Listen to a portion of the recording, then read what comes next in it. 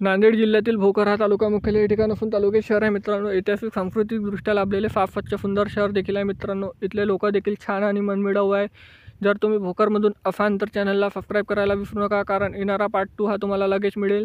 त्यासाठी आताच चॅनलला सबस्क्राईब करा. नातेवाईक मित्रमंडळी यापर्यंत जास्तीत जास्त व्हिडिओ देखील शेअर करायला विसरू नका. तर चला तर मित्रांनो, व्हिडिओला सुरुवात करूया. त्या अगोदर तुम्ही भोकरमधून कुठून आहे हे देखील कमेंट सेक्शनमध्ये कळवा.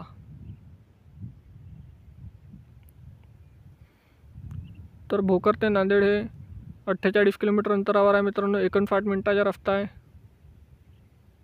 मला जास्त काही फोटो मिळाल्यामुळे मी काही ॲड करू शकलो नाही.